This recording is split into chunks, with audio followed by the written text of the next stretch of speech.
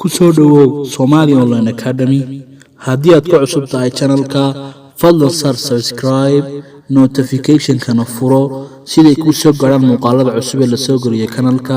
isla marka la soo dhigo waad mahadsantahay.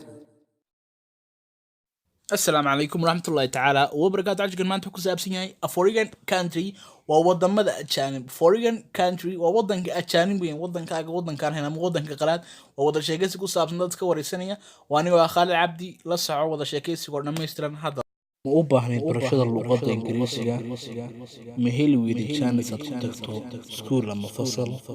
haddaba waxaan ku diyaarinay hal cusub oo ah barashada luuqada Ingriiska adiga oo jooga gurigaaga haddii aad danaynayso nagala soo xiriir WhatsApp numberka shaashada ku qoran.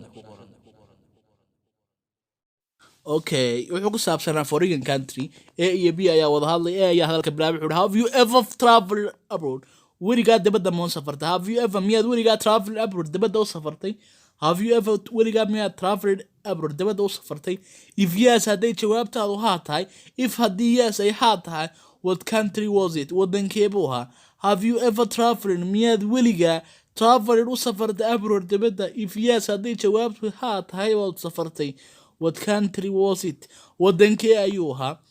b yes haa waan safray buu yidhi I have waan safray I traveled to waliba waxaan u safray USA Mareykanka United States America u safray last year sanadkii ugu dambeeyay waliba waxaan la safray waxaan la safray ama macaan laha with my family qoyskayga caa'iladeyda ama usradeyda yes I have waan safray I traveled waxaan u safray to USA Mareykanka last year waliba sanadkii ugu dambeeyaan safray waxaan waliba la safray my family qoyskayga su'aal kale weydiiyay wuxuu yiri where is that country located waddankaasi xageebu ku yaala where is that country halkeebu waddankaasi located ku yaala uu ka jawaabay markaa wuxuu yiri the USA Mareykanku is located wuxuu ku yaala North America qaaradda America the koonfureed North America ayuu ku yaala. su'aal kale uu weydiiyay what are the special food maxay yihiin cunooyinka u khaaska maxay yihiin the special food cunooyinka u khaaska and drinks iyo cabitaanada of that country waddankaas what are the special food maxay yihiin cunooyinka u khaaska and drinks iyo cabitaanada of that country waddanka waxyaabaha cunooyinka ay cunaan waxaa ka mid ah fast food cunooyinka degdega ama cunooyinka istaaga lagu cuno and money beverages iyo sharaabo aad u fara badan beverages waa sharaabo. su'aal kale weydiiyay do you like ma jeceshahay to live inaad ku noolaato foreign country waddan ajaanib do you like ma jeceshahay to live inaad ku noolaato foreign country waddan ajaanib ama waddan qalaad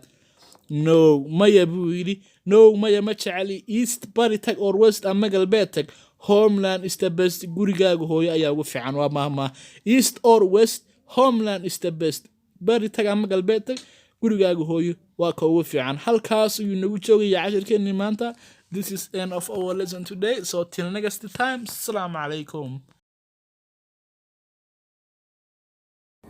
Arday baan ahayo oo waxii waddankan ahayo